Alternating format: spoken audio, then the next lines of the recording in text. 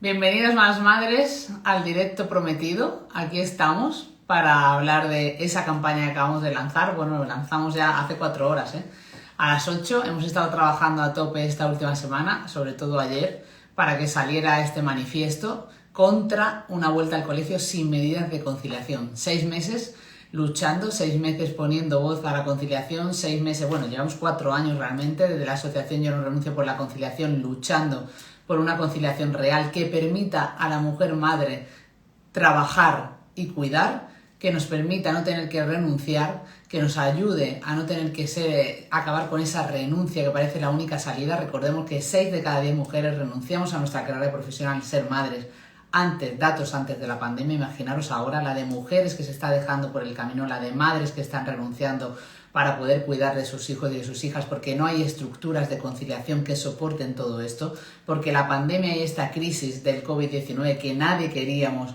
y que realmente nos ha desbaratado a todo el mundo, ha supuesto realmente una gran crisis para la mujer, para la maternidad, para la falta de conciliación. Ha destapado la falta de conciliación, la falta de estructuras en temas y en el apoyo a las familias, porque los 2 únicos pilares de la conciliación eran los abuelos y las abuelas, que son grupos de riesgo que más que nunca tenemos que protegerles, y los colegios. Evidentemente, claro, muchos dirán que los colegios no son un lugar para cuidar, pero es que eso no tiene ningún sentido en una sociedad como la de España, en una sociedad avanzada en el que los colegios son los lugares más estables para muchos niños y para muchas niñas, para muchas familias desfavorecidas.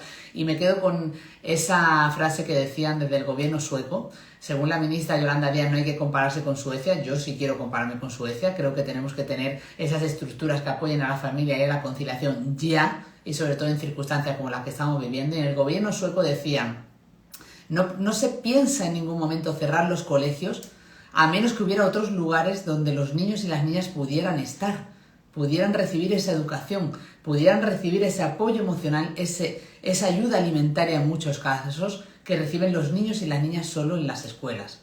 Entonces, bueno, creíamos que a día de hoy, a día 4 de septiembre, íbamos a estar mucho más avanzados y íbamos a tener una vuelta al colegio, por lo menos no igual, pero más tranquila. No esta vuelta al colegio tan desesperante, que nos genera tanto desasosiego, tanta incertidumbre a tantísimas familias, que a día de hoy todavía no hemos recibido ni la circular del colegio, cuando los colegios comienzan la semana que viene, cuando ya esta semana han empezado muchas escuelas infantiles que han tirado para adelante con protocolos sin saber muy bien qué pasaba. Ayer me escribían por ejemplo, desde centros educativos de Andalucía, en el que una maestra que está en el equipo directivo de un colegio de Andalucía, por poner uno de los miles de ejemplos que me llegan, había tenido que tirar al traste 36 horas de trabajo para cuadrar los horarios de su claustro, porque habían recibido protocolos nuevos. Entonces esto es un continuo desastre, es una continua locura. Ya sabemos que esa vuelta al colegio no es segura. No es segura en el momento que no se ha cumplido con la responsabilidad que dijo la ministra Celaá el 4 de mayo, de que si no hay una vacuna a día de hoy, habría que volver a los colegios bajando ratios, doblando profesorado y adecuando espacio. Ninguna de esas 3 cosas se han hecho. Se está haciendo como se puede. Se van a intentar cumplir con esos grupos de convivencia, que es muy difícil cuando no hay estructuras y apoyo a la conciliación familiar y laboral, cuando no se sabe a día de hoy qué va a pasar, cómo vamos a trabajar los padres y las madres, si de repente hay un síntoma compatible con COVID, si nuestro hijo tiene que estar en cuarentena preventiva por estar en contacto con un positivo de COVID-19, si cerraran los colegios, si nuestras ciudades o provincias o pueblecitos volvieran a fases como por ejemplo la 2, en la que ya se van limitando movimientos y que no hay un estado de alarma ni hay un confinamiento total. Y entonces, ¿qué hacemos los padres y las madres? ¿Cómo cuidamos de nuestros hijos y de nuestras hijas sin que perdamos el empleo? No se ha dado respuesta a nada de esto, así que por eso hemos lanzado hoy, 4 de septiembre, ese manifiesto contra una vuelta al colegio sin medidas de conciliación. Vamos a desgranar ahora con mi compañera Emi de Sousa, con la que he estado trabajando todos estos meses, junto con el equipo de Malas Madres, que desde aquí le mando un abrazo enorme y 1000 gracias a ese equipazo que tengo por hacer posible el lanzamiento de hoy contra reloj, y con mucho esfuerzo y mucho trabajo. Gracias a todas las Malas Madres que ya habéis firmado. Me chivan por pinganillo antes de entrar en el directo, me decían que ya tenemos 16.200 firmas. Ojalá sean muchas más, cuyo objetivo final es llevar todas esas firmas. ¿Esas firmas para qué las queremos? Las queremos simplemente para ir al defensor del pueblo, para decir que realmente están yendo en contra de muchos derechos de las familias, de la infancia, de una educación segura, de muchas cosas que hablaremos ahora con Emi, y también para llevarlas al Ministerio de Trabajo, para sentarnos con Yolanda Díaz, para decirle que el plan Me Cuida, como hablaremos hoy, no es suficiente ni eficiente, que no se puede hablar del plan Me Cuida cuando realmente todo queda a carácter voluntario, sino que hay que empezar a legislar, a regular, para realmente asegurar ese trabajo digno a las familias, a los padres, a las madres, que tengan alternativas cuando tengan que cuidar a sus hijos en casas y tengan que salir a trabajar fuera. De todo esto vamos a hablar de esas 4 medidas y voy a dar paso ya a mi querida Emi para hacer ese recorrido de qué hemos hecho, qué estamos pidiendo hoy y qué podemos hacer.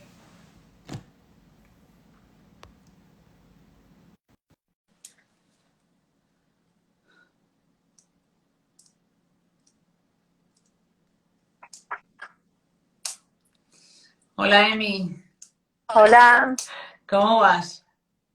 bien, bien, aquí, Ponte la cámara más para abajo, conciliando. ponte la cámara más para No me abajo veo, para que te veamos es que bien. no me veo, Laura, no sé ¿No? por qué no me veo. Yo sí te veo. Vale, pues ya, si vosotras me veo, a mí me veis bien, yo a mí misma me tengo muy vista. Tú no te ¿Me ves, veis ¿no? bien? ¿Me escucháis bien? No, no me veo, veo la pantalla oscura, no me ha pasado nunca, no pasa nada. Que me digan por aquí, ¿veis a Emi? Decidme si veis a Emi todas, porque yo sí la veo. Si la veis vosotras, seguimos para adelante. Si no, Se volvemos ve a... bien, Me dicen. ven, te ven. Bueno, pues Venga, nada, pues aparte ya te está. ven ese yo no renuncio que llevamos hoy a gala, Emi. Uh, Ese yo no renuncio que nos identifica tanto, ¿eh? anda Yo, que no. primero de todo, agradecerte, Emi, agradecerte estos meses de no solo de trabajo en el manifiesto que hemos lanzado hoy, que yo creo que es un documento que es largo, es denso, tiene su aquel, tampoco es tan largo, son 6 páginas. Yo creo que todas las malas madres están muy interesadas en saber realmente por qué lanzamos esas medidas, a tener la información de cada una de las medidas mucho más detallada. Tenéis el manifiesto en el último post hoy del blog. Tenéis además el enlace para firmar el manifiesto en la biografía de Instagram, en todos los stories, lo tenéis ahí. Desde aquí, si me está escuchando Amelia, pon aquí en el directo, si puedes, un comentario que se quede fijo con el enlace, por fin, para que puedan firmar las malas madres durante el directo. Y nada, Emis, agradecerte mucho que te hayas unido a esta locura, que yo recuerdo todavía en marzo, cuando hablábamos, cuando teníamos las primeras conversaciones con Lucy todavía recién nacida, con yo de posparto, y te decía, Emi, esto es una locura, hay que hacer algo. Gracias, Emi, de verdad. Mm, A vosotras porque el esfuerzo es brutal. La gente no sabe detrás, no sabe lo que hay detrás de todo esto realmente. Las horas y las horas y las horas, Laura. Sí, la verdad que Y sí. aquí por dar la cara, exponerte y estar continuamente en medios tampoco es algo sencillo. Y ponerle voz a tantas miles y miles de familias. Tú lo sabes porque también estás con la lucha a mi lado y dando mucha voz también y poniendo coherencia y lucha también con libertad, que es lo que nos caracteriza. Yo creo que no, la lucha social del Club de Malas Madres y la lucha de la asociación y la lucha por la conciliación es una lucha libre, sin color político, pero que sí que necesita de la política de la mano para poder legislar y regular todas las situaciones que estamos viviendo la familia. A mí siempre me gusta dejarlo claro porque creo que es muy importante y a quien le tenemos que pedir en estos momentos responsabilidad. Hemos hablado mucho estos días, Emi y yo, de esa responsabilidad compartida. Se nos está pidiendo mucha responsabilidad a la familia, luego hablaremos de firmar esa declaración de síntomas compatibles con COVID, se nos está pidiendo esa responsabilidad de poder sacar adelante nuestros negocios, se nos está pidiendo mucha responsabilidad que no está siendo compartida con los otros agentes sociales tan importantes para una conciliación real como son el gobierno, como son las empresas, como son los sindicatos y por eso nosotras desde nuestra asociación, desde nuestra voz, desde esa comunidad maravillosa que tenemos que amplificar el mensaje que hace que tengamos ya 16.200 firmas de ese manifiesto, pues tenemos que seguir luchando para hacer llegar nuestra voz más allá, porque claro, precisamente por eso, porque tenemos esa libertad política y porque tenemos esa libertad, a veces es más complicado el que se siente con nosotras, pero ahí estamos. Ya sabes que durante el confinamiento estuvimos con el Grupo Parlamentario Socialista, estuvimos con la Ministra de Igualdad, estamos detrás de sentarnos con Yolanda Díaz del Ministerio de Trabajo, a quien vamos a llevar todas estas firmas junto con el Defensor del Pueblo, y ahí vamos, porque realmente lo que comenzó, pues bueno, por hacer un poco el recorrido a las malas madres y que sepan, en marzo, ya el 23 de marzo fue el día de la conciliación.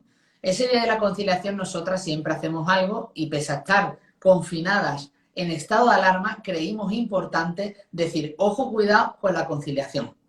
ahí nos llamaron alarmistas, porque en ese momento primaba la salud y la salud pública. Y sabíamos claramente que lo más prioritario era la salud y estar bien y cuidar de nuestros mayores y cuidar de nuestro grupo de riesgo y estar confinado y quedarnos en casa porque lo hemos hecho de manera responsable desde el primer día. Pero queríamos poner el acento a esa conciliación que ya se olvidaba desde el primer momento cuando había situaciones que vivíamos. Yo recuerdo de los primeros días de marzo que me llegaba un mail de una mala madre que decía, Emi, ella estaba teletrabajando porque sí que es verdad que el carácter preferente del teletrabajo durante el estado de alarma, lo hemos hablado tú y yo, sí que se mantuvo más claramente, pero ya ahí me llegaban mensajes, no sé cuál fue tu visión, vete acordando de alguna historia o de algo que tú vivieras en ese momento, pero en ese momento me llegaban mensajes de malas madres que recibían mucha presión desde las empresas al teletrabajo, que recibían mensajes de si vas a tener este horario con tantas interrupciones,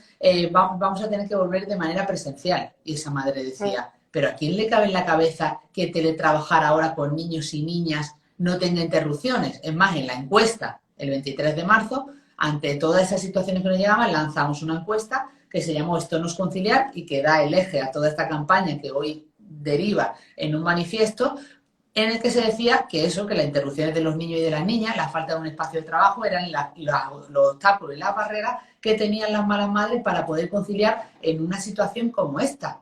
Entonces, en ese momento ya se estaban poniendo barreras a la conciliación pese a la situación que vivíamos, Emi. Aparte de muchas familias, recordemos que personal sanitario, servicios esenciales tenían que salir fuera a trabajar y ya desde el primer momento del confinamiento, con una situación de salud pública tremenda, muchas familias tenían que dejar a sus hijos y a sus hijas con los abuelos, que muchas de ellas no los veían, para no poner en riesgo más todavía la salud de esos abuelos que ya estaban en riesgo por tener el cuidado de los hijos y de las hijas. Y esa es la situación que hemos vivido en España. Es que esa es la realidad que no miran los políticos y que estamos mirando a otro lado. Emi, ¿cómo recuerdas tú aquellos momentos a nivel de conciliación? Lo recuerdo como un pozo, porque yo misma estaba fatal. Yo misma tenía una confusión diariamente porque eran mails, eran llamadas, eran consultas, eran mensajes, eran mis hijas entrando y saliendo continuamente de la habitación donde yo trabajo. Era un horror. Y tú has dicho algo sobre el teletrabajo. A mí me llegaban muchos casos sobre la falta de flexibilidad. Había que sentarse a las 8 de la mañana y quitarse a las 3 de la tarde. Con lo que las madres me decían, yo les dejo la tablet y los niños están durante 7 horas en el salón, ni los veo, no me puedo mover. Es una auténtica locura. O también me llegaban muchas, que yo incluso tuve que hacerlo, muchas familias que necesitaban alejar a los niños, porque eran, por ejemplo, sanitarios y no tenían con quién dejarlos, y los tenían que trasladar de población incluso, para llevárselos a sus tíos, a sus primos, y estuvieron a lo mejor un mes o dos sin ver a sus hijos. Eso ha pasado. Eso lo he llegado a gestionar yo, ayudar a esas familias para ponerse en contacto con la policía para evitar los controles y que llevasen justificantes de que ellos viven en un sitio, que son sanitarios, que, bueno, personal no solo sanitario, de supermercados, de muchos servicios esenciales. O sea, que esa ha sido la realidad. La realidad de España durante 2 meses fue esa, y uniendo además muchas familias emocionalmente muy mal porque había muchos positivos. Y muchas familias han tenido que guardar cuarentena en casa cuando su pareja a lo mejor tenía que trabajar porque era un servicio esencial. Ha sido, imagínate, yo haciendo cuarentena y mi marido o mi mujer teniendo que irse a trabajar porque es un servicio esencial y 3 niños en casa. Y una ha sido muy dramático. Y una situación en la que había mucho más miedo, mucho más peligro, en el que no teníamos claro, en el que acuérdate que no eran obligatorias las mascarillas porque no había mascarilla, que teníamos una situación muy, muy complicada. Entonces, bueno, el 23 de marzo damos esa voz de alarma, de ojo, cuida con la conciliación, y de marzo a mayo, pues bueno, estuvimos conversando, viendo cómo hacíamos, que ahí ya íbamos palpando la necesidad de qué medidas, porque claro, llevamos luchando 5 años en la asociación por un plan de medidas por la conciliación, en el que de repente ante una situación de crisis como esta, pues te cambian el problema y tienes que buscar nuevas soluciones. Es decir, necesitábamos soluciones urgentes, por eso hay que dejar claro que las 4 medidas que pedimos hoy no son las medidas de conciliación para un futuro, son las medidas de conciliación que necesitamos ahora. Ahora, cuando de repente aquí en comentarios dicen la pregunta del año, la pregunta que llevamos escuchando todos estos meses, que es ¿qué va a pasar con nuestro trabajo? ¿Cómo van a trabajar los padres y las madres en circunstancias como, por ejemplo, que haya semipresencialidad, que tengamos un hijo o una hija en grupo de riesgo, que tengamos que cierren un colegio, que estemos en cuarentena preventiva o miles de situaciones que se van a dar porque se están dando, Emi, porque hoy ya en las noticias han cerrado 22 centros en Francia una vez vuelta al colegio, con lo cual eso se va a dar. Entonces eso nos llevó a que el 15 de mayo, Día Internacional de la Familia, Emi y yo habíamos estado hablando de estas medidas y de qué podíamos hacer para realmente atajar el gran problema social que estábamos viviendo en torno a la conciliación y lanzamos tres medidas que no vamos a desgranar hoy porque lo que hemos hecho con eso es esas tres medidas se han modificado, la hemos modificado hoy a 4 de septiembre cuando no creíamos que nos íbamos a tirar 6 meses sin respuesta. Esa petición que hicimos en Change.org tiene más de 210.000 firmas que no ha sido contestada por el presidente del gobierno. Se le preguntó en una comparecencia en mayo por nuestra petición y se dijo a final de mayo, Emi, que se estaba trabajando en un plan de medidas de conciliación desde el Ministerio de Trabajo, cosa que ha sido mentira. Entonces, una vez que se ha pasado esos 6 meses sin respuesta, lo que hemos hecho desde la asociación con el apoyo de Emi ha sido dar forma a esas medidas para que estén adaptadas a la vuelta al colegio y que den forma a ese manifiesto, a ese escrito, que realmente es un manifiesto contra una vuelta al colegio sin medidas de conciliación.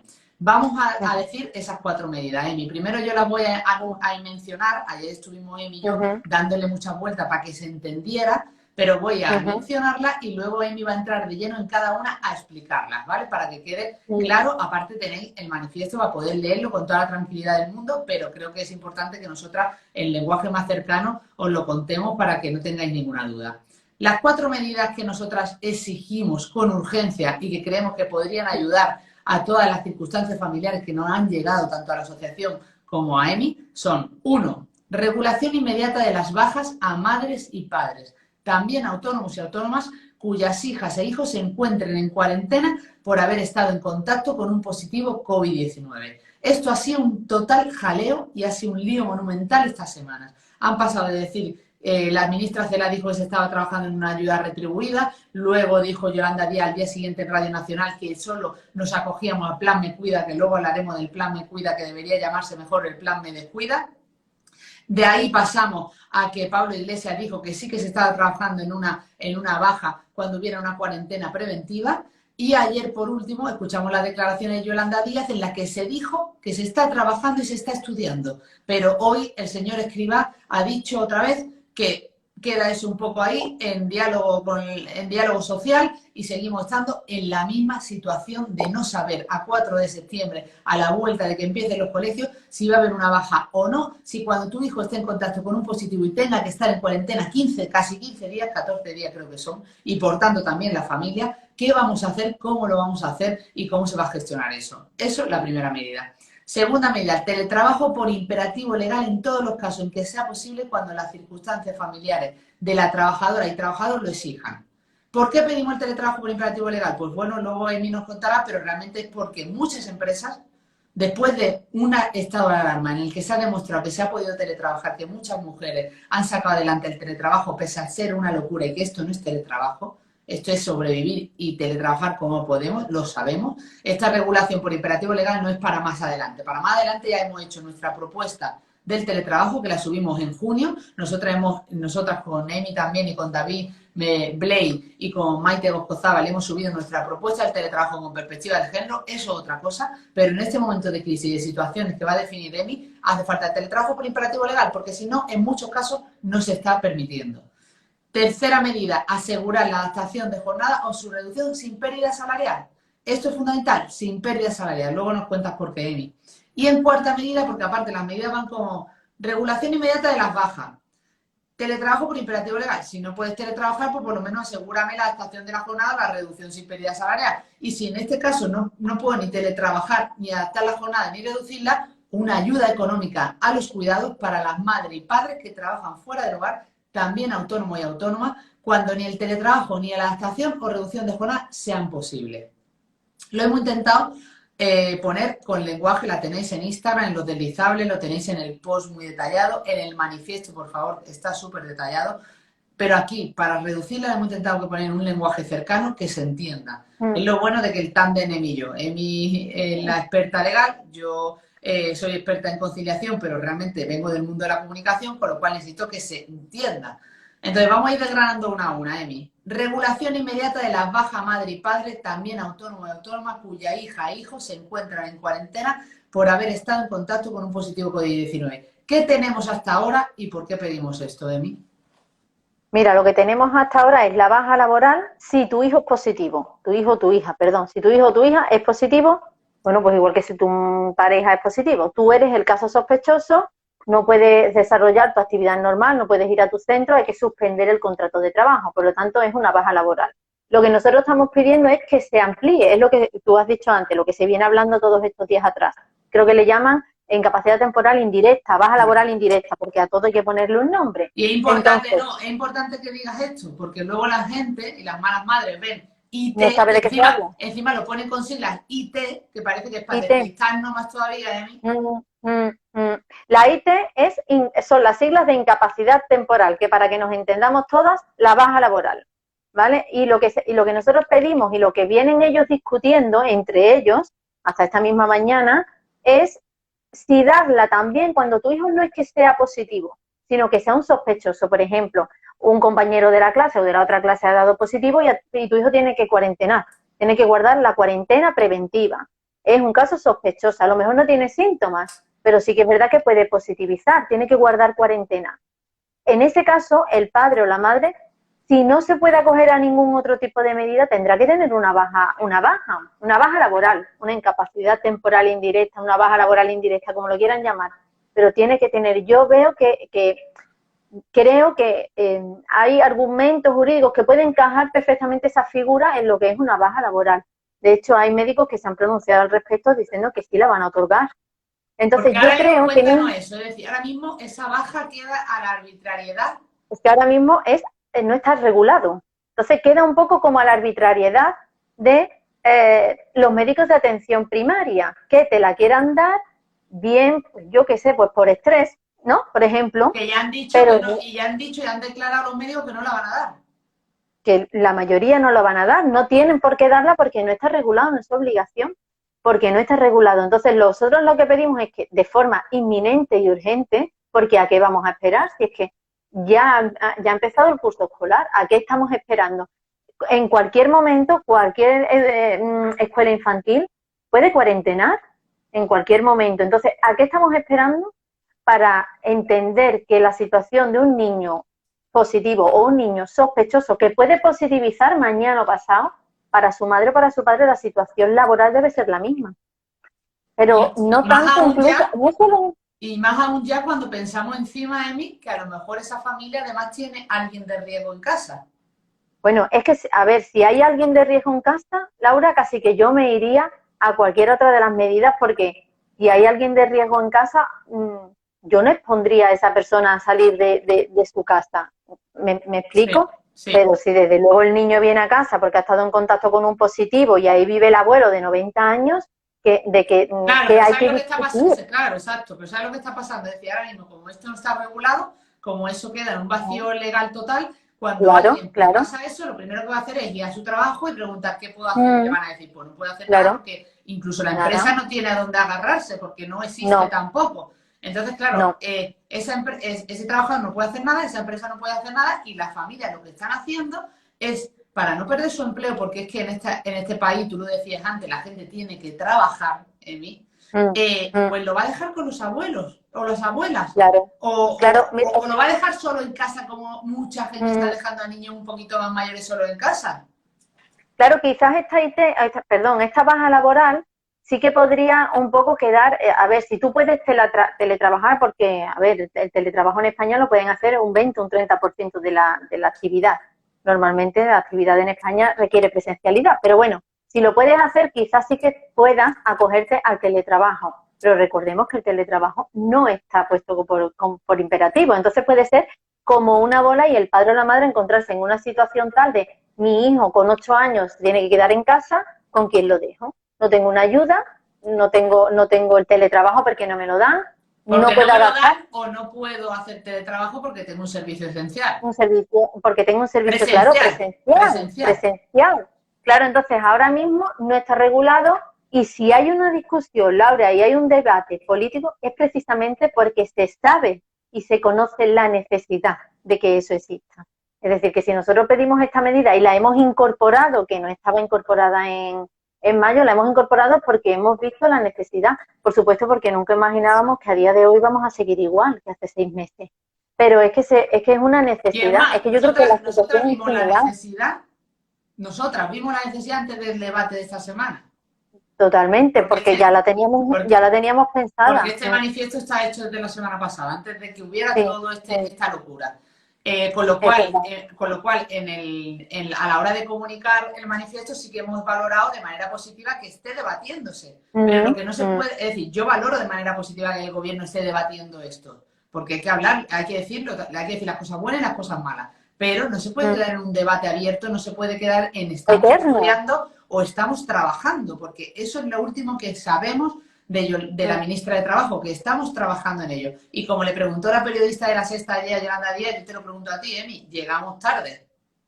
Llegamos tardísimo. Es que ella decía, España no es Suecia. No, desde luego, no es Suecia de ninguna de las maneras, porque allí no han llegado tarde, quiero decir. No se trata de compararnos ni valorarnos, pero es que habéis llegado muy tarde y no será porque no se os ha solicitado y exigido medidas desde muchos ámbitos, porque no solo Malas Madres, sino muchísimas agrupaciones de madres, de AMPAs, la comunidad docente, la comunidad sanitaria, se han exigido medidas que se adaptaran a la vuelta al cole desde muchos ámbitos y no se ha hecho. Es que se reunieron.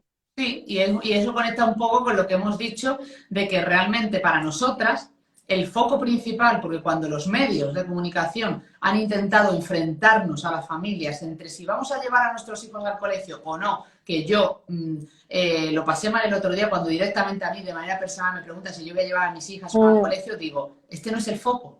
El foco, no es el foco, por desgracia, es la situación que estamos ahora viviendo, que muchas familias nos debatimos entre llevarles o no, pero el foco era una vuelta al colegio segura, una vuelta al colegio con profesorado, con ratios bajos, con adecuar espacios, con material suficiente, Emi, y a día de hoy, tú y yo lo sabemos porque recibimos muchísimas circulares de centro educativo, estamos en contacto directo con la comunidad educativa, cómo están viviendo situaciones muy complicadas en las que hay niños en las clases con 25 niños, en las que no se pueden mantener los grupos de convivencia porque falta profesorado y porque se van a juntar, y ya nos lo están diciendo desde muchas comunidades. Entonces, claro, en ese momento se nos está poniendo de verdad el foco en decir es que no es una vuelta al colegio segura y además encima no hay medidas de conciliación, porque eso me gustaba el enfoque que le dabas antes, Emi.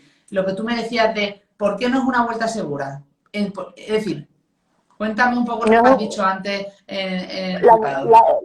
la vuelta segura no es segura para la infancia, yo lo he puesto hoy en un post, porque no es segura a nivel psicoemocional para la infancia. Estamos volviendo a una enseñanza presencial deshumanizada, aséptica, sin juegos, sin abrazos. La infancia no aprende y no entiende que se le está exigiendo. Se le están exigiendo mascarillas a la infancia cuando la administración no ha cumplido con su responsabilidad compartida de bajar ratios y contratar docentes y personal y crear infraestructuras para desdoblar clases. Entonces, la infancia va a asistir a una enseñanza presencial deshumanizada totalmente. Por lo tanto, no es segura físicamente en cuanto a salud física, porque el riesgo de la tasa de infección, la tasa de contagio está clarísimo, porque en la clase de mi mayor hay 25 niños en un aula, no va a haber medidas de distanciamiento, ¿vale? Y por otro lado, no es segura porque, Laura, las medidas de conciliación que se pidan de una forma o se pidan de otra, no es por gusto, es que es salud también. Es que no hay salud sin una madre y un padre angustiado, estresado y continuamente en lucha, ya sea con la empresa, ya sea con los horarios del niño, ya sea con... Eso merma la salud también personal y familiar. Por lo tanto, no es solo una salud a nivel salud pública, que por supuesto las medidas de seguridad en los colegios tenía que haber sido un asunto de salud pública. Es que estamos asistiendo a verdaderos pasos que son dramáticos. Pensemos en mi casa, mi hija, ya sabes, es de riesgo, tanto mi hija como mi marido. Yo me enfrento ahora mismo a la tesitura de salud emocional, salud física, no hay medidas en el cole, no porque los coles no quieran, sino porque hay colegios que no han recibido ni un solo docente, ni un solo personal, ni 0 euros para nada, ni una limpiadora de más, Eso es una realidad. Entonces, ¿cómo puede ser una vuelta segura así? Es más, ¿cómo podemos amenazar a las familias con absentismo, Laura, cuando no es una vuelta segura para nadie? Ni para la infancia, ni para la salud pública, ni para las familias, porque no hay medidas de conciliación ni un mínimo de seguridad de que sus hijos van a estar, entre comillas, cuidados, ¿no? Emi, yo No es segura. cuando sacas la palabra salud emocional, de verdad te digo que me entran hasta ganas de Se llorar. te nota. Una llamada. Te juro que se me lagrimean los ojos y no voy a llorar porque me concentro en no llorar, pero lo que hemos vivido, y no solo lo que yo he vivido a nivel personal, porque esto no es personalizarlo en ti y en mí, sino como representante de la comunidad que tenemos y todo lo que leemos, que es que yo leo mensajes de madres desesperadas llorando sin saber qué hacer cada día, cada hora, cada minuto, y tienes que abstraerte un poco de esas situaciones porque es la realidad. Es decir, lo que no puede ser es el otro día en la reunión, que voy a llamar la reunión en mayúscula, que todas esperábamos y todos esperábamos el 27 de agosto, que ya nos parecía tarde el 27 de agosto, pero yo que soy muy positiva y siempre tengo esa fe y esa esperanza, y tú también, decíamos, bueno, la reunión que tenga la ministra Celaá con Sanidad, ya sabíamos que ahí faltaba alguien muy importante, que era trabajo, pero bueno, era Sanidad, y estaba ahí, y estaba la ministra Celaá, y estaban hablando de esas medidas de que la vuelta al colegio es segura. Y se te caen los palos de sombrajo, como se dice en Andalucía, cuando de repente te das cuenta de que no hay un plan, de que no hay un protocolo, de que las cosas y las incógnitas que estaban seguían como incógnitas y no se estaban solucionando. Y realmente vemos al ministro de Sanidad, Salvador Illa, echarse la mano a la cabeza cuando de repente le pregunta por la declaración responsable ante síntomas compatibles con COVID-19. Y él dice que, hombre, faltaría más que una madre o un padre llevar a su hijo o a su hija con fiebre a clase. ¿Tú has visto, el listado que manda cada centro educativo por las instituciones, el listado de síntomas compatibles con COVID-19, que yo creo que el 10% solo de los niños va a poder ir al colegio siguiendo esos síntomas? Es que no es fiebre, es que es tos, es que es malestar, es que un niño se levanta cansado, es que muchas veces el niño se levanta bien y le da fiebre en clase. ¿A cuántas nos ha pasado que tú has dejado a tu niña sana completamente y a las 12 te han llamado de que el niño estaba enfermo? Quiero decir, y me parece bien, ojo, que es que no estoy hablando de que me parezca mal. A mí me parece bien pedir la responsabilidad a la familia, porque tenemos nuestra cuota de responsabilidad. Y porque es responsable no solo ahora, sino de siempre no llevar a un hijo enfermo. Pero indaguemos en por qué en la sociedad española, que no tiene medidas de conciliación, que tenemos, como tú decías, una clase obrera eminentemente trabajadora, que necesita trabajar para vivir y subsistir, ¿por qué están llevando a esos padres y esas madres a ese niño a las clases con fiebre? ¿Lo están llevando por porque no se van? Claro, no se va al fondo, no se profundiza. Es que el gobierno se ha olvidado totalmente de que este país es eminentemente de clase obrera, ha perdido el foco totalmente. Entonces no está creando un sistema ni articulando un sistema de medidas de conciliación que más o menos cubran todas las necesidades, todas las circunstancias de todas las familias. Tampoco es tan complicado porque los ERTE se articuló en nada, en poquísimo tiempo, y se articuló todo un sistema de ERTE express en un momento. Ahora, ¿qué hay que pensar tanto con respecto, por ejemplo, a las bajas? Se articuló los ERTE, Emi, y hemos estado 2 meses, Emi, 2 meses de junio y julio-agosto, viviendo una realidad paralela, como si los brotes no existieran, porque encima no se daban los datos desde las comunidades hasta que el señor Simón salió a empezar a declarar de nuevo cuántos rebrotes había, con un turismo abierto a toda Europa hasta que tuvieron que cerrar y ponernos colorados, cuando dijeron cerramos, desde fuera cerramos el turismo en vez de ser España el proactivo en ese sentido. Hemos estado 2 meses viendo terrazas llenas sin ninguna medida de seguridad, hemos estado 2 meses viendo playas y las familias confinadas todavía porque los parques infantiles seguían cerrados, porque las discotecas estaban abiertas, hasta que de repente va llegando la vuelta al colegio y, señores, no es segura, porque hemos dejado crecer todos estos rebrotes que si hubiéramos querido una vuelta al colegio segura, a lo mejor teníamos que habernos pensado en esos 2 meses qué teníamos que hacer y cómo teníamos que actuar y cómo teníamos que vivir cubriendo esa salud pública, como tú decías. Entonces, claro, es una situación tan desquiciante. Entonces, claro, a lo que iba es, pueden pedirnos responsabilidad a la familia, muchas más incluso si quieren, pero tienen que cubrir también su responsabilidad y su cuota de responsabilidad que no se está cubriendo.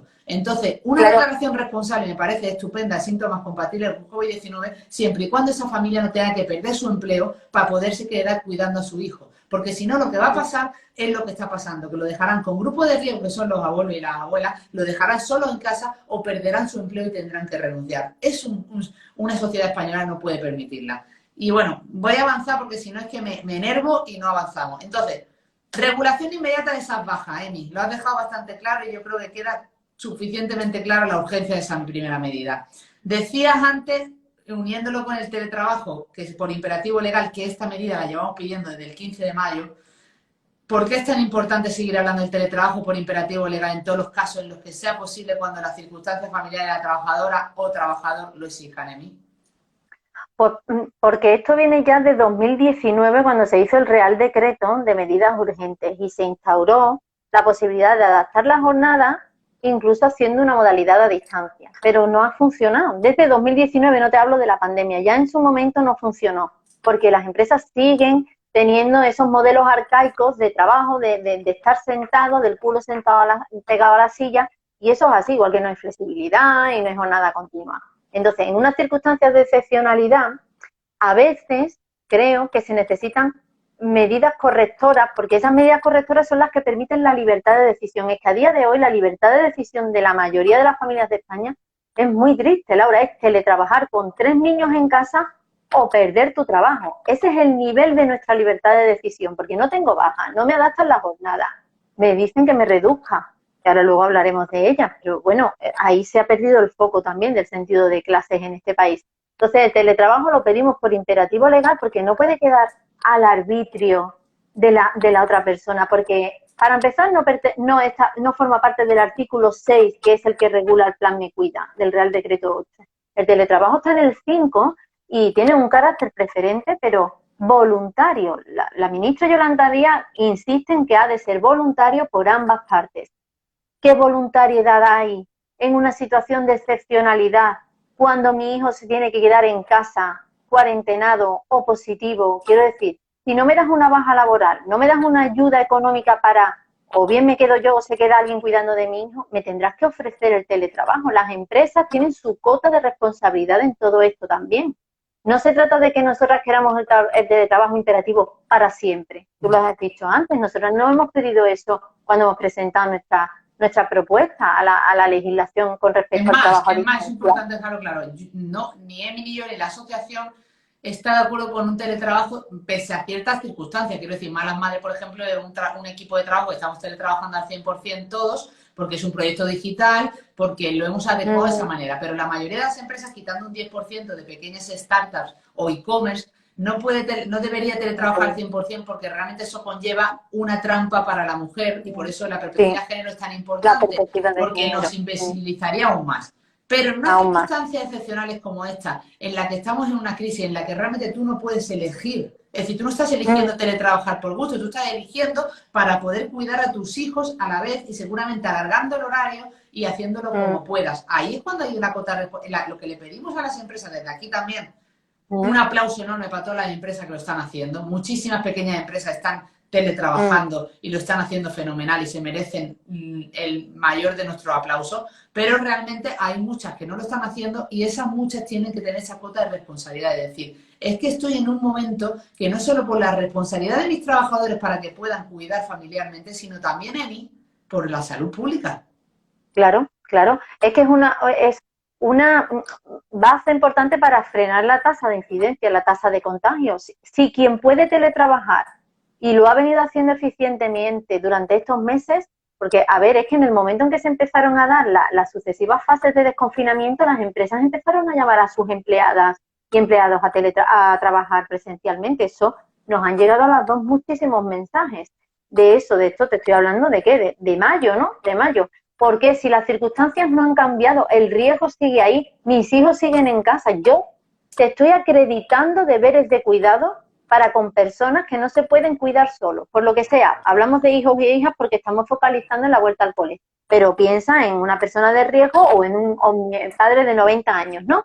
En fin, si no han cambiado las circunstancias, no han variado, ¿por qué la empresa me priva de este supuesto derecho que tengo desde 2019? Que adaptar la jornada implicaba también poder trabajar a distancia y, sobre todo, este Real Decreto 8 de 2020, que dice que el teletrabajo tiene carácter preferente.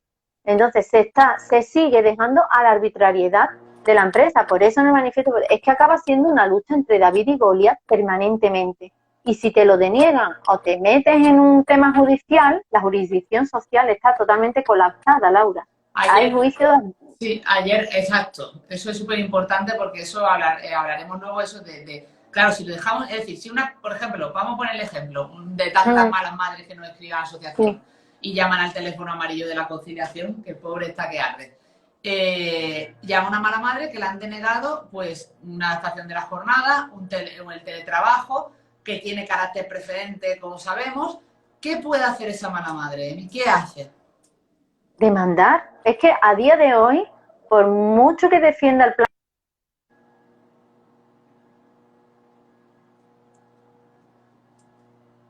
Ay, te he perdido.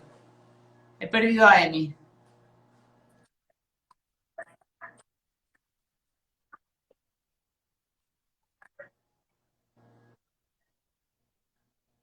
Trámite, se tiene que buscar una abogada, un abogado, perdón, se tiene que buscar una abogada. No te veo, Emi. ¿Tú me ves? ¿No? Sí. A ver. ¿Me oís? ¿Veis a Emi? Yo te veo y te escucho bien. No se oye, dicen. Se ¿No? fue. A ver. Laura. ¿Me veis? ¿Nos veis?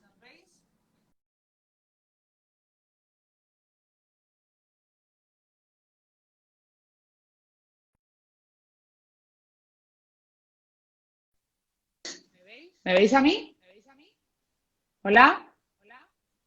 No se Laura. ve. Hola. Laura. Sí, ¿tú me ves, Emi? Yo te veo, sí. Pues la gente dice que no nos ve. Hemos perdido a Emi, vale, no se te ve a ver, yo voy a llamarte otra vez, Emi. Vale, colgame, vale. Hola, ¿me veis a mí? ¿Me veis, chicas? Hola, hola, hola. Ahora se oye, pero mal. Se oye, pero mal. Jo, qué rabia. Si tuviéramos que... A ver, voy a intentar llamar a Emi.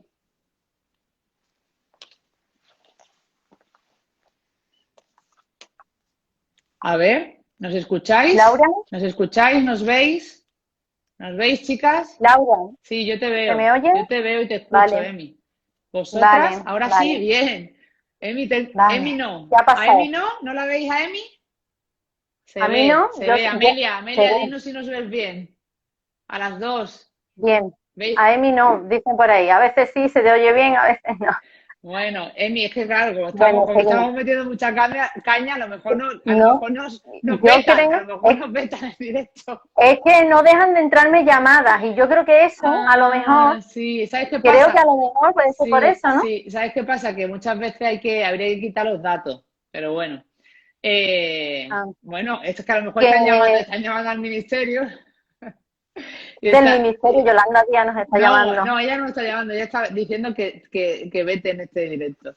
Bueno, que nos voy. a En ver, fin, lo que estábamos diciendo, que el teletrabajo, sí. me ibas a poner un Sí, te quería ejemplo, leer porque como ayer en el equipo de la asociación surgía la duda de, sí, a ver, entonces, ¿cuándo activamos el teletrabajo? Porque claro, tenemos esas bajas para cuando el niño esté en sí, cuarentena preventiva, ¿en qué caso necesitaríamos el sí, teletrabajo por imperativo legal? Y te voy a decir un poco lo que yo apunté aquí, que era, pues, por ujú, ejemplo, decíamos, cuando las circunstancias familiares lo exijan, ¿no? Pues, por ejemplo, un ujú, síntoma compatible con COVID-19. En ese claro, caso que no tendríamos baja, pero si el niño está no, con fiebre, pues ¿qué hacemos? Pues poder acudir al teletrabajo esa semana, si es claro, que nuestra empresa no es lo suficientemente responsable para saber que en estos momentos, si es un servicio que se puede teletrabajar, deberíamos todos estar teletrabajando. Pero bueno, si ujú, estamos en así una es. empresa en la que no se teletrabaja, pese a que se podría teletrabajar o que hemos teletrabajado durante el estado de alarma, como decía Emi, y lo hemos hecho de manera eficiente y productiva, pues si tenemos que ir a Mm, trabajo de manera presencial, si nuestro hijo tiene un síntoma compatible con COVID-19, pues deberíamos poder acogernos al teletrabajo. Si cierra un mm, colegio, Emi, si de repente mm. hay semipresencialidad en algunos cursos, si hay fases La, 2, la semipresencialidad es muy importante, Laura, porque es que eso incluso te puede dar pie a no tener que teletrabajar todos los días. sí, Es exacto. decir, no es una carga tan importante para la empresa. Bueno, yo considero que el teletrabajo no tiene por qué ser una carga para la empresa, pero bueno, Bueno, pero es verdad que incluso no ahí tendría por qué ser te todos puedes los días. organizar a, por ejemplo, semipresencialidad los viernes, semipresencialidad 2 días a la semana, Claro, teletrabajo claro. Es un que, par de días. Y eso debería ser imperativo. Exacto. Y otra cosa que tú decías es que ya hay pueblos, creo que en la Comunidad de Sí, Valencia, ¿no? exacto, Que ya están confinados. exacto, O sea, no es que estemos hablando de unos escenarios posibles, no, escenarios presentes, reales. exacto. Pues esas familias, si no, esos niños no van al cole, tendrán que poder teletrabajar, por lo menos, el que Exacto. pueda. Ahora veremos Ahora qué hacemos veremos, con el exacto, resto. no adelante y ahora veremos que hemos tenido en cuenta Eso es. todos los escenarios. Pues eso, lo que tú decías, una fase 2 de confinamiento, con reducción de Ujú. movimiento, por ejemplo, en ciudades o pueblos, hijos o hijas con riesgo, vivir con abuelos, Claro, todas esas circunstancias que al final hacen que el teletrabajo sea necesario para poder cuidar y no atentar contra la salud pública. claro, la salud personal, familiar y de salud pública. Es que yo creo que es beneficioso por muchos motivos y sin embargo no sé por qué no se implementa ya, no está implementado para Estos estos meses que casos, son tan exacto. críticos. Claro, Luego claro. ya cuando pase, pues retomaremos esa propuesta que hemos Ya hecho, que retomaremos, claro. también va lento, ¿no? Emi, el tema de la propuesta de la regulación de la ley del Sí, teletrabajo va lenta. vale, ahora se está negociando otra vez que se amplíe, que se considere trabajo a distancia, porque es la ley de trabajo a distancia, no Que no teletrabajo. sea un día, que sean 3 días. Se Sí, está... para considerar teletrabajo tienes que trabajar más del 30%, creo que se ha quedado al final en vez del 20%, pero que la ley al final se va a llamar ley de trabajo a distancia, hay un matiz, hay una diferencia entre teletrabajo y trabajo a distancia, pero vamos, no nos metemos ahora en eso. Pero Pero que vale, eso se está por negociando eso, pero todavía. ahí ya meteremos caña nosotras. Sí, sí, Tercera medida, Emi. Esta tercera medida es muy importante y esta conecta directamente con sí, el plan Me Cuida, la que me cuida. le deberíamos llamar el plan Me Descuida. Mm, mm, totalmente, vaya, totalmente. Vamos a poner un poco de humor porque es que si no, esto ya es muy Sí, triste. sí, La tercera sí, medida, asegurar, al principio, acuérdate, hemos pasado por varias fases, Emi y yo. Al principio es verdad. pusimos facilitar. No, facilitar Facilitar, no. Asegurar la adaptación de asegurar. jornada o su reducción sin pérdida salarial. Sin pérdida salarial. Y aquí te voy a poner el ejemplo, pues bueno, el ejemplo, por un lado, el ejemplo de ayer de Yolanda Díaz, que se agarraba al plan Me Cuida con la reducción de jornada y la presentadora, muy bien dicho, creo que se llama Marta, Ujú, le decías, hombre, pero ujú, esto conlleva una reducción de sueldo. Y claro. mucha gente dirá, Emi, porque lo dicen. Hombre, claro, si trabajas menos, cobrarás menos. Sí y no. En una situación Mm, normal, sí, evidentemente. sí, Pero en una situación como esta, en la que tú no estás eligiendo reducir la hora, es que las tienes que reducir porque tienes que criar y cuidar a tus hijos y estar en esas horas o tienes que recogerlos los niños, que recordemos que no hay aula matinal, ni comedor, ni extraescolares en muchos colegios y comunidades autónomas. En ese caso, tú ahí, puedes seguir mm, con tu trabajo, pero tienes que reducir la jornada no voluntariamente, sino porque es que si no, no puedes cuidar. Entonces, lo que tú no claro, puedes... porque te tienes que complementar, a lo mejor en una familia donde hay dos progenitores, te tienes que complementar con el horario de la otra persona. Exacto. Pues yo trabajo por la mañana y tú trabajas por la tarde. Tengo que reducir. Por ejemplo, piensa en familias monomarentales.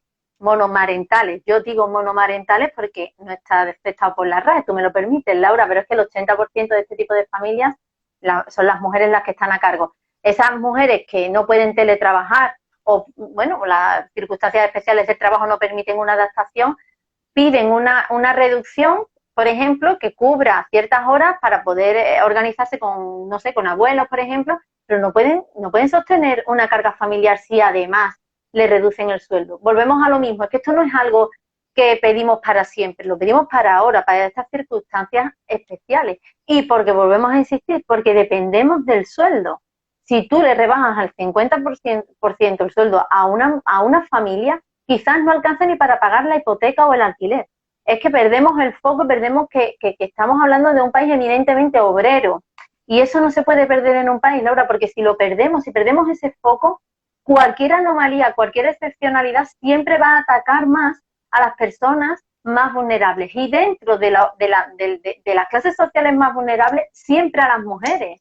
Entonces, la desigualdad, la brecha social se ve desde marzo, se está viendo desde marzo. O sea, el COVID no ataca por atacar más a las mujeres que al hombre, es por las estructuras que ya traíamos deficientes tanto en sanidad como en educación, como en Y conciliación, como en por algo todo. muy claro, Emi, la grande perjudicada de esta pandemia son las mujeres porque ostentamos Mm, los puestos más precarios y claro, los puestos que claro, realmente están claro, sufriendo y que se están claro. destruyendo. El empleo que se destruye es el empleo precario. El empleo precario lo sustentan las mujeres de este país y los jóvenes, que son los dos que el Banco de España señalaba que realmente somos los más perjudicados, ¿no? Ha dicho cosas muy interesantes, has puesto el foco en algo muy importante, que son las familias monoparentales, monomarentales, lo digo de las dos maneras para que nadie se sienta excluido. Y realmente ahí, que le mandamos un abrazo enorme, el lunes tenemos un post de la Asociación de Familias Monoparentales y seguro que no, porque ellas mismas nos lo dicen, no se les da voz, no se les está ayudando ni apoyando. Y es lo que tú dices, al final, en una situación de crisis como esta, estas ayudas tendrían que tener siempre un carácter preferente para esas familias más desfavorecidas. Entonces, Emi, yo te pregunto, ¿por qué se les llena la boca cada vez que dicen, que lo hemos escuchado por activa y por pasiva, llevamos 6 meses escuchando al gobierno decir, es que pueden reducirse las jornadas hasta el 100%, y de repente la gente lo escucha y dice, anda, qué bien, que eso es bueno, es malo, cuéntanos. No es nada, porque al fin y al cabo, a efectos prácticos, tú te reduces la jornada al 100% y te quedas con 0 euros cada mes. Entonces, ¿quién se puede? Eso es un artículo de lujo, que se podrán permitir un 10% de la población o un 20% de la población, pero desde luego no la inmensa mayoría de las familias españolas se puede permitir reducir el 100%. Lo venden como algo mágico porque supuestamente tú, acreditando que tienes deberes de cuidados con respecto a niños, y aquí antes alguien te preguntaba si los niños solo hasta los 12 años, por el tema de la adaptación y la reducción. Yo entiendo que si tú acreditas deberes de cuidados con respecto a otra persona, no debería existir ese límite de 12 años que existe en situaciones de normalidad para tú pedir la reducción, ¿vale? Entonces, si tú te dan, son como adaptaciones y reducciones express, nada más. Se supone que tú las solicitas y a las 24 horas ya la tienes concedida. Pero ¿quién es el encargado de baremar si de verdad están acreditados esos deberes de cuidado? No son controles externos, imparciales y objetivos como nosotros pedimos en el manifiesto. Porque si al final es la empresa la que va a decidir si de verdad acreditas o no acreditas los deberes de cuidado, estamos en la misma situación que con el teletrabajo. De hecho, a ver, diariamente tú recibirás miles y miles, yo no tantas, pero recibo, de teléfono amarillo, me escriben muchas veces, de legales me han dicho que necesito un escrito para adaptar la jornada porque no me la conceden. A ver, y me cuentan que tienen mellizos y un niño de 5 años y no le adaptan la jornada ni a través del plan Me Cuida. O sea, a día de hoy, una madre, un padre, pese a que tiene carácter preferente la adaptación y la reducción, y pese a que conlleva una pérdida, y pese a que conlleva una pérdida salarial, y pese a que lo acredite, no se está dando, Emi. No se está dando. La reducción de jornada a lo mejor se da más porque, bueno, pues porque conlleva la pérdida salarial.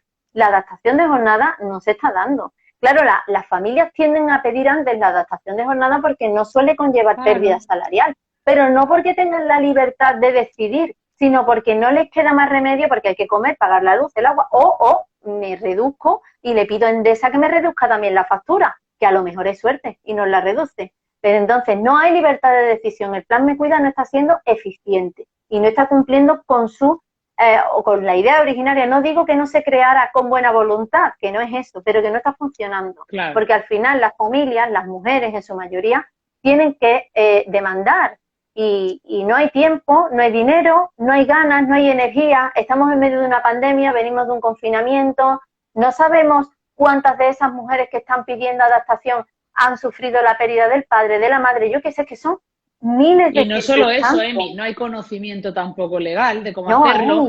Y también otra cosa súper importante, que de aquí también animamos a todas a que escriban o llamen al teléfono amarillo de la conciliación.com, que justo hoy que es viernes tenemos el servicio activo, así que estaremos al otro lado. Pero también hay una cosa que es verdad, que tú misma lo has dicho, el colapso judicial. Es decir, si a día de hoy yo demando, ¿cuánto pueden tardar, Emi, en contestarme? Bueno, es que el otro día hablaba con David y con una compañera que lleva laboral vistas de aquí a 2 años. Es decir, ¿qué solución es esa? ¿Qué practicidad tiene eso de cara a la sociedad? Es que nosotros tenemos, o sea, el gobierno, el ejecutivo tiene que implementar medidas de carácter urgente que sean prácticas y eficaces. Ahora, mira, no vamos a poder cubrir nunca el 100% de todas las necesidades porque hay tantas individualidades como familias, Laura, es imposible. Pero sí tenemos que intentar proteger el máximo número posible de familias y dar una serie de medidas que sean subsidiarias. Evidentemente no te vas a acoger a un teletrabajo, a una adaptación, aunque el teletrabajo yo siempre considero que tiene que conllevar un mínimo de flexibilidad, yo sé que tú también, pero bueno, no te vas a acoger a todas las medidas, pero tenemos que tratar de abarcar el máximo posible de familias. Con un objetivo y con un objetivo claro, no perder el empleo, no renunciar y poder sobrevivir a esta situación que está siendo crítica para toda la familia que hemos sido la grande abandonada de la pandemia, Emi. Y entonces además, Laura, sí, dime. Perdón, y además que hay argumentos legales, o sea, se sostiene jurídicamente. El plan Me Cuida existe. Lo único que le tienes es que poner el plus de un mínimo de control externo que no sean los juzgados de aquí a 2 años, ¿vale? Un mínimo de control externo que valore, o al menos que sea imperativo, con que esa familia te presente el libro de familia y veas que tiene 3 niños a cargo, no tiene nada más que demostrar. Es que si estáis empadronados en la misma casa y los niños, por ejemplo, no van a ir al colegio por una semipresencialidad o por un confinamiento de una población, ¿qué más te tengo que acreditar? Es que es una presunción, es que a los niños se les cuida. Entonces, yo no quiero renunciar a mi trabajo. Yo soy la primera que no quiero renunciar a mi trabajo, que ya lo hice en su momento. Y eso me recuerda algo muy bonito, que justo antes de que llegara este confinamiento, esta pandemia que nadie queríamos, volvemos a lo mismo, que esta situación nadie la queríamos, pero que esta situación hace que cada agente social tenga que asumir su responsabilidad. Antes de la pandemia, antes de que llegara este dichoso virus, que a todos nos ha puesto patas arriba, se hablaba y se debatía sobre si los hijos y las hijas eran responsabilidad social.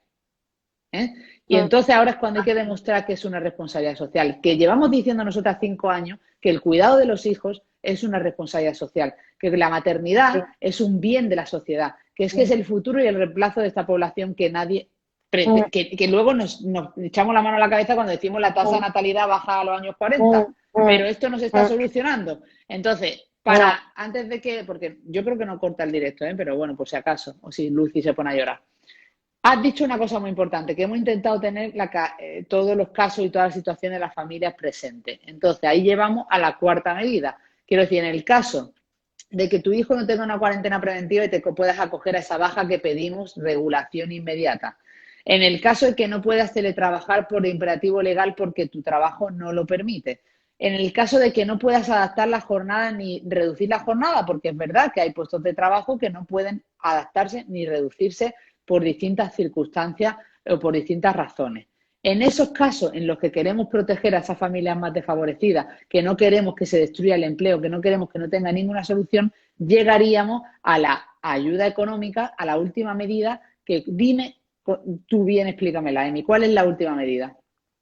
La última medida, que es como subsidiaria, se trata de ayudar a las familias en los cuidados, ya que tienen que seguir trabajando, tienen que seguir cuidando y hay que encontrar el equilibrio. Mira, los anglosajones lo llaman como el work-life balance, el equilibrio, sí. El equilibrio entre todo esto es súper complicado, yo lo entiendo, pero entonces una ayuda económica para esas familias, bien, para que contraten a cuidadores y cuidadoras que estén las horas que hagan falta con esos niños, bien para familias cuyos niños y niñas o incluso ellos tengan necesidades especiales de cuidado. Ponemos un ejemplo que además lo hablábamos tú y yo. Hay muchos niños que, el autismo es, conlleva una serie de características en el niño, ¿no?, que hace que los cambios no les vengan bien. A ver, yo no soy sanitaria, a lo mejor no me expreso, me perdonen todas las familias que tengan familiares con autismo, pero es verdad que los cambios no les vienen bien. Ellos piensan en una vuelta al cole de una forma determinada. Y lo que se les está planteando a los niños es una educación y una enseñanza presencial totalmente deshumanizada, ¿vale? Mascarillas, en fin, todo lo que ya sabemos. Por lo tanto, esas familias tienen unas necesidades especiales de cuidado. La ayuda económica para esas familias es fundamental, porque si tienen que seguir trabajando, tendrán que contratar a alguien que se quede con esa persona que no puede acudir al colegio, porque seguramente ese niño no va a poder ir. A mí me han escrito madres de niños con necesidades especiales que no van a acudir al colegio. No te hablo de familias que tienen miedo y no van a llevar a los niños, te hablo de niños con necesidades especiales o riesgos que no van a ir y tienen que contratar a alguien para cuidar. O en circunstancias muy excepcionales, Laura, tienen que ser los propios padres los que lo hagan, porque ese niño o esa niña con autismo se queda en casa con un extraño. Hablamos de 2, 3, 4 meses, porque hablamos de medidas correctoras temporales transitorias. ¿Merece la pena realmente contratar a un extraño? Pensemos en el interés superior del menor siempre. Va a haber casos, en este va a haber caso. casos en los que el niño tenga que estar en cuarentena, la madre no pueda teletrabajar ni pueda hacer la jornada, tenga que ir al trabajo y si necesite contratar a ese cuidador. Va a haber Eso otros casos en el que esa familia, pues como tú dices, con niños con necesidades especiales o grupo de riesgo, decidan que la madre prefiere parar su trabajo durante un tiempo para coger esa ayuda y poder cuidar de su hijo. Es decir, por supuesto, todo controlado, caso por caso. claro, lo dejamos abierto a esas dos opciones, pero creemos que es una cosa muy necesaria. Otra cosa es que, evidentemente, sepamos que esto tiene que priorizar. Y hay que priorizar, pues eso es lo que tú dices, hay que priorizar las familias con riesgo, las familias con necesidades especiales, hay que priorizar las familias monoparentales, monomarentales, hay que priorizar todo eso, pero es necesario articular esto. Es necesario. Es necesario, aparte es algo distinto al ingreso mínimo vital. Por supuesto que en España nos falta lo que es la renta por niño, que ya sabemos que existe en muchos otros países, que eso es una falta de conciliación al fin y al cabo en España. Pero bueno, no vamos a hablar ahora de eso porque es meternos en una medida a largo plazo. Y es otro debate que también habría que regular y ver cómo sería. Cómo se puede hacer, eso es. Pero ahora creo que es fundamental porque cuando no hay ninguna otra opción, ese niño no se puede quedar solo en casa y bien o lo cuida alguien que no es su madre o su padre o su propia madre y su padre porque sea algo de 2, 3 meses y no merezca la pena contratar a alguien externo porque le vas a causar más daño. Entonces, es que la responsabilidad compartida, Laura, el tema de las declaraciones responsables, eso está muy bien, yo te lo puedo firmar, pero esa declaración responsable, a en su contrario, no me sirve. Yo no puedo declarar responsablemente que mi hijo tiene fiebre, se la presento a mi jefe y ya me quedo en casa, con lo que la validez es unidireccional. Bajo mi punto de vista es un abuso. Pero bueno, no implica, no es negativo, no pasa nada por firmarla. Pero es muy interesante eso que dices, porque vale, esa declaración responsable de que mi hijo tiene fiebre, yo se la puedo dar al centro educativo para que no vaya, pero también presentar... de responsabilidad, Laura, para eximirles de responsabilidad, ojo. Es que yo sé que a veces me explico, perdonadme todos los que estáis siguiendo, con terminología jurídica, pero ojo, es que esta declaración responsable es para eximir de responsabilidad a la administración. Es que tiene sus consecuencias jurídico-legales. Entonces, si es por esa razón, ¿vale? Y tiene un fundamento legal esa declaración responsable, pues yo declaro responsablemente que mi hijo tiene fiebre y estoy acreditando deberes de cuidados. Plan me cuida. No tengo nada más que demostrar. Porque yo te presento esa declaración responsable en mi libro de familia, mi empadronamiento y que mi hijo no puede ir al cole y automáticamente me deberías de adaptar, reducir, darme el teletrabajo o lo que tú veas conveniente. Sin embargo, no sirve. Yo no me puedo ir con esa declaración responsable. Yo lo veo como un abuso institucional. Entonces, ¿de qué responsabilidad compartida estamos hablando? Si estamos empezando por pedir en algunas comunidades autónomas, en España, en Andalucía no, pero en algunas comunidades autónomas se está pidiendo de base ya una declaración responsable de este tipo, que solo sirve para eximir de responsabilidad a los centros, que los centros son administración pública. Es que es... Y luego, además, amenazando, entre comillas, con protocolos de absentismo a las familias que no acreditan. O sea, las familias tienen que estar continuamente acreditando riesgos, acreditando miedo, cuando no hay que acreditar el miedo, Laura, porque estamos en una situación de excepcionalidad, emergencia sanitaria y pandemia mundial. ¿Qué miedo te tengo que acreditar? Yo te tengo que acreditar todo esto para que tú estés exento de responsabilidad. Pero no me permites acreditarlo para adaptarme la jornada, para reducirme la jornada, no te vincula empresarialmente. O sea, solo las familias tienen responsabilidad. Dos preguntas que se me vienen a la cabeza. El otro día me preguntaban también, para que lo digas tú en vez de yo, muchas madres, pues bueno, ya me escriben miles de madres que llevan en excedencia 6 meses y sin saber cuándo van a volver o que tienen que volver y van a perder su empleo al final, ¿no? Eso es una realidad dramática que está ocurriendo día a día. Me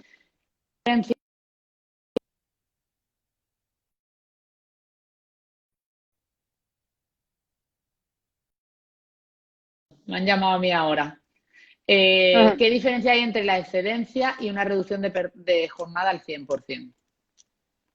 A efectos prácticos del día a día, yo no veo ninguna, Laura. La verdad, no veo ninguna. Tú reduces, puede haber ciertos matices con respecto a la base de cotización, ¿no? O algo. Eso, o que, por ejemplo, la excedencia voluntaria durante el primer año bueno, te reserva el puesto de trabajo, en fin, son otros temas. Pero a efectos prácticos es lo mismo. Yo me reduzco la jornada al 100%, cobro cero. Yo me pido una excedencia, cobro cero. Se supone que el Plan Me Cuida te da la reducción de jornada en 24 horas y la excedencia voluntaria viene a ser lo mismo, la pides con 10 o 15 días de antelación. A efectos prácticos, que es de lo que hablamos aquí, porque todo lo jurídico está muy bien, pero a efectos prácticos para la familia es lo mismo. Se suspende, ¿no?, su contrato de trabajo y cobra 0 euros. Eso se lo puede ver. La excedencia es un artículo de lujo. Y en un país de trabajadoras, pues no tiene sentido esa medida. La reducción al 100% yo desde luego no le he visto sentido nunca, salvo que te reduzcas 3-4 días por motivos muy puntuales. Bueno, como llevamos ya una hora, vamos a hacer un repaso. Una cosa importante que yo quiero terminar también diciendo, que sé que a ti te preocupa mucho también, es que es increíble, bueno, en resumen, pues bueno, ¿no? Nunca nos creíamos que a 6 meses de comenzar todo esto íbamos a estar así, íbamos a tener que pelear por 4 medidas que vemos urgentes ya como con in extremis, con la vuelta al colegio aquí. Y bueno, ya esta semana han vuelto a las escuelas infantiles, que también se merecen un apoyo total porque han trabajado muy duro en sacar adelante esas escuelas infantiles, que muchas de ellas, Emi, estaban con aforos de 50 niños y se han quedado solo con 7 niños. Sí que es verdad que ahí la vuelta al colegio sí es segura, pero pobrecitas mías, esas emprendedoras autónomas, lo difícil que lo van a tener para sacar adelante sus negocios, sin muchas de las ayudas prometidas. Tampoco imaginábamos que ese plan que en mayo se nos prometía, que se estaba estudiando de medidas de conciliación, no se estaba estudiando, porque a día de hoy se sigue estudiando. Tampoco imaginábamos que no se iba a tener en cuenta a las familias de esta manera, ni al derecho de la educación, porque creo también que han estado muy desprotegidos los equipos educativos y los centros educativos, que han tenido que volver de la manera que han podido, como tú decías, muy bien decías, sin recursos ninguno. A día de hoy tenemos un gran problema también en esto que están diciendo aquí. Pues bueno, cuando esos niños, una cosa que, claro, porque cuando esos niños estén, el niño que está cuarentenado por entrar en contacto con un positivo, no solo tiene derecho a ser cuidado, porque esto ya es un derecho fundamental, el que sus padres y sus madres le puedan cuidar, sino también tiene derecho a una educación, esa cuarentena, Emi, que no hay una educación ni un modelo online ahora mismo factible. Esa es la otra lucha paralela que tú sabes que estoy llevando, que es que creo que en este país se habla mucho, que tú lo dices y lo repites, no dejamos a nadie atrás, y sí, de base ya estás dejando a todos los niños que por patologías previas, o padres, madres con patologías previas, no van a poder acudir al cole, porque les has creado un modelo de enseñanza online a esos niños, porque tú proteges mucho la educación, pero solo la reglada, la enseñanza presencial. El derecho a la educación en España se traduce en escolarización obligatoria de 6 a 16, enseñanza presencial. Ojo, yo no estoy en contra de que los niños vayan al cole, ni mucho menos, porque, bueno, la figura del docente creo que es importante. Los niños socializan juntos. A día de hoy es que el único modelo, es la que conocemos. Y el único modelo que funciona en España es presencial. Quiero decir, el día de mañana se ha visto y se ha vivido en nuestras carnes cómo el confinamiento ha demostrado que un sistema online ha sido un fracaso total, y que lo que había que haber hecho es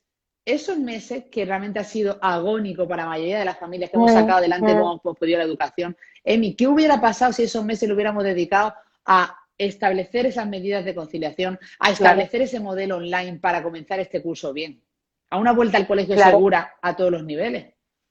No estaríamos ahora peleando con tantísimos frentes abiertos, tratando desde las instituciones y algunos medios de comunicación de enfrentar a las familias en plan, tú sí llevas al niño y yo no llevo al niño, y no permitiendo la libertad de decisión, porque volvemos a lo mismo, que las familias no somos libres para decidir si llevamos o no llevamos a los niños al cole, si trabajamos o no trabajamos. Es que en la mayoría de las familias españolas mandan las circunstancias, porque somos familias, la mayoría trabajadoras, autónomas, monomarentales, en fin, es que si se hubiese trabajado ahora mismo, ese pueblo que está confinado en Valencia tendría un protocolo de enseñanza online. Además, yo creo que estas cosas, aunque las competencias estén transferidas en un estado de excepcionalidad, tienen que estar un poco unificadas, centralizadas. Tanto educación, tanto sanidad, por una cosa muy clara, Emi, porque si ya... Por no crear más brecha social, más discriminación, más desigualdad. Si ya hay brecha digital, Si ya hay desigualdad, mm, pues imagínate encima entre comunidades. ¿Esto qué es? ¿Que vale más el que vive en no sé dónde que el que mm. vive allí porque han dado el doble de profesores que el de las pocas comunidades? Fíjate, Laura, que ni se ha creado un protocolo de absentismo más o menos unitario y se habla de absentismo. Tenemos que dejar de hablar de absentismo en estos casos porque si mi hija tiene riesgo, mi hija no va a ir al cole, no es absentismo.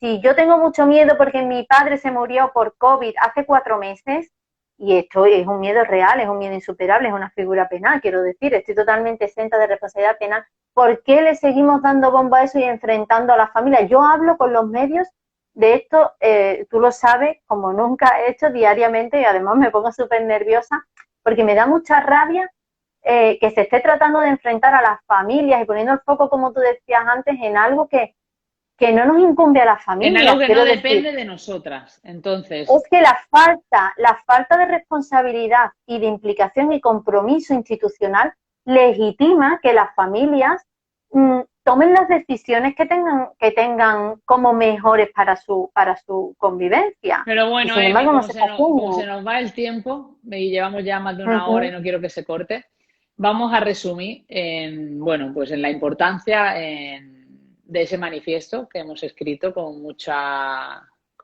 esperanza, con mucha fe, con muchas ujú. ganas, con toda la fuerza que nos transmiten las malas madres, nuestras seguidoras, de que tenemos que hacer algo y de que estamos intentando ser su voz en un tema tan importante como la conciliación, en poder dar respuesta a esa gran pregunta que nos hemos hecho todas las familias de cómo voy a trabajar si pasa esto, cuál va a ser el futuro de mi familia, cómo vamos a salir adelante. Esa es la gran incógnita y la gran duda y los grandes miedos que tienen ahora mismo muchas familias, porque ya está ocurriendo, como tú dices, muchas de estas situaciones ya están ocurriendo y más van a suceder la semana que viene.